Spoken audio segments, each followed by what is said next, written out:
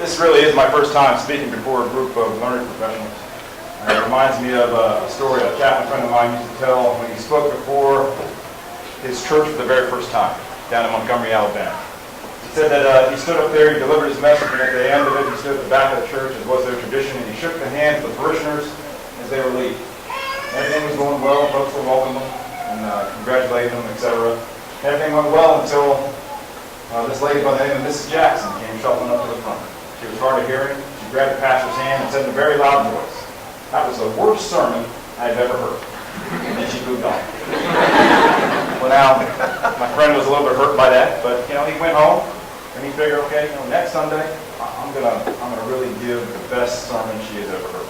So he studied and practiced and prayed and studied and practiced some more. That Sunday came and delivered his message, stood in the back of the church, shook the hands as they were coming by looking for Mrs. Jackson, and here she came. Sure enough, she came shuffling up, grabbed the pastor's hand, said in a loud voice this time, "The message was better, but the delivery was terrible." And she moved on. And naturally, the pastor was hurt by this and visibly upset. And I think one of the other parishioners, seeing that, came up to the pastor and said, "Don't worry about Mrs. Jackson, Pastor. She just repeats what other people say." I'm going to make a deal with you. I will not preach to you this morning if you promise not to repeat what other people say after I'm done. I really did struggle to decide what I was going to talk to you about here today, because I knew that about a week from now you wouldn't remember me or anything that I said. In fact, a week might be a little time for some of you. So the only thing I did know was that I was going to follow General Patton's dictum to his staff, and that was in the speech to make sure he didn't use any long sentences. Because General Patton's opinion was that anybody that used long sentences didn't know the difference between a comma and a coma. Make sure none of you here today graduating, perform any life-saving skills on any of your classmates, so we'll avoid that piece. I really did struggle, and I finally decided that when I spoke to you here today, that I would just tell you a personal story on what the medical profession means to me. Not using any of those vetted PowerPoint slides or notes, just to talk to you from a soldier to soldier. For me, the story begins many years ago. On that fateful August day, a grenade exploded right underneath my feet. That blast threw me about 12 feet into the air. I landed on my right shoulder. Through the muffled sound in my ears that were damaged, I could hear the screams of wounded and dying men, my men. I tried to get up, to go to them, but my body felt like it was nailed to the ground and on fire at the time. The only thing I could do was lift my head. I felt like I had a mouthful of pebbles in there, but I didn't have enough strength to blow those things out of my mouth. So I just tried to push them aside weakly with my tongue. I would find out later that the pebbles were actually my teeth. Most of them had been shattered in the blast and grenade fragments that had entered the lower portion of my body. It knocked the wind out of me, so I had opened up my body armor so I could breathe a little bit easier. I did my own system self-check like I taught us to do. I knew I could hear, although not well. I knew I could see. I tried to wiggle all 10 of my fingers. I thought I could. I tried to do the same with my toes. I thought I could do that as well. I could just see down far enough to where I could see my left thigh, and I could see that it was bleeding profusely. So I just took my hands, placed it on my thigh, applied as much pressure as I could, and just told myself to hold on. Hold on. Soldiers were there in no time, obviously, providing first aid. Medevac helicopter would appear on the scene and eventually take me out. I would later find out that my left leg was blown off in that blast below the knee. My right leg, big toe, was almost severed from my foot. The right leg damaged to the point where the docs were gonna amputate it. They had shrapnel that had passed through the bone marrow, fractured the bone, obviously tore off most of the flesh and muscle on the inside portion of my right leg. Shrapnel had gone up into the unit underneath my body armor, the previous portion of my body. It shattered my right elbow, sent shrapnel through the neck. Of course, I already mentioned the lower portion of my face. Not in good shape. Anyway, I would spend 1 year in Walter Reed Army Medical Center as an inpatient, and 1 year in rehab. as an outpatient.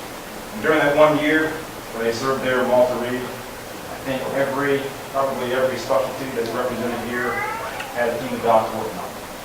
Sometimes I wonder why they couldn't all coordinate their schedules, because they're constant stream of them coming in to look at different pieces and try to put me back together again. Team of docs that worked on the federal refashion, the residual limb, skin grafts associated with that. Another team of docs that were working on foot, internal medicine, nuclear medicine on the osteomyelitis that they had to fight with over a period of a year. The bone grafts to try to fill in some of the holes there, a muscle flap on the same leg. I think the worst injury in terms of healing was the elbow. We're trying to reconstruct that and get that back to working shape. And then finally, obviously, the work that they did through this portion, something called maxillofacial surgery, where they tried to make it a little bit better looking, but I don't think they were too successful. I think just about every specialty there at Walter Reed helped out, except for probably gynecology and obstetrics. Probably a good thing. Anyway, after all the great care and the great professionals that exist there at the Walter Reed Army Medical Center, no doubt some of them sitting where you are sitting today, going through the similar program, they were able to put Humpty Dumpty back together again. I think at the end of that period there at Walter Reed, I was able then to continue serving with our forces. Passed the PT test, closer to the youngest age group, I can run on this prosthetic. Deployed twice with this prosthetic leg. Leading soldiers in combat as an infantry brigade commander, and then again last year leading Iraqi Army soldiers. I tell you that not to say something about me, but really to say something about you, the professionals that helped get me to that state. It really is pretty amazing. It's my way of saying thank you to all of you and those that have gone before you. Those docs there took somebody, literally saved my life. They brought my parents in on 3 different occasions. My spouse give the last rites on 3 different occasions they were home. Those docs wouldn't give up. They kept at it over and over a course of a long year. So they took me from saving my life to giving me hope for life. I had no prospects. I had only one usable limb. I was just wondering what I was going to do with my life. But those docs kept at it.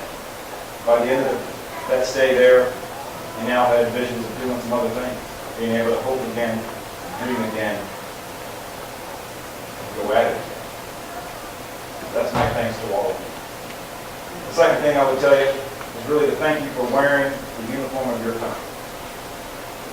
You have many other choices, obviously many other medical programs that you could have done it under. But to do it wearing this uniform means something even more special. Because we desperately need you now. More than any other time probably in our nation's history, we need you now. We have over 44,000 soldiers wounded in this war. I'm sure before it's all said and done, there'll be many, many more. And those are the soldiers with the visible wounds of war. There are probably hundreds of thousands more with the invisible wounds, not to mention their family members and even children. So the fact that you have signed up to wear the uniform of your nation during a time of need tells me something about you and your character. I deeply appreciate that fact. You know, I think your service is more than just an adherence to some Hippocratic oath to do no wrong. It is also about doing something good for someone else. It's about a life of service, heart, and honor. The things that really matter in this world. I think if I can give you one piece of advice, I promise I wasn't going to preach, but this is really a piece of advice. And that really is, you know, kid, make that person-to-person connection, whether it's with your soldiers or any patients that you may have. It doesn't really matter, all the rest of it, all the traffic. It just doesn't matter. You know, we have a saying in the Army, and I believe it's probably true no matter where you go in life. Your soldiers will not care what you know until they know that you care. They will not care what you know until they know that you care. It has nothing to do with the diplomas on the wall, the schools that you went to, the economic status, the rank you wear on your shoulders. It has nothing to do with any of that. They just won't care until they know, when they look at you in the eyes, that you care. So if you can do that piece, and transmit that between yourself and your patient, and all the schooling, and education, and long hours you've undergone, will have been worth it. I'll leave you with a quotation from my favorite novel of all time. It's called Once an Eagle. Some of you have probably read it. In that novel, the protagonist, Sam Damon, he's quoted as saying, he says that the whole challenge in life is to act with generosity, hope, and honor. You cannot help what or when you were born. And you may not be able to help how you die. But you can and should try to pass the days between as a good man. That's the true measure of a man or a woman that I believe all of you are off to a great start. Do for those young troops what your predecessors did for me. Work hard, burn the midnight oil, do what you got to do. Help give them hope. A hope for life. If you can do that, I think your service will have been repaid in full. Thank you very much. Congratulations. We'll see you on the high ground.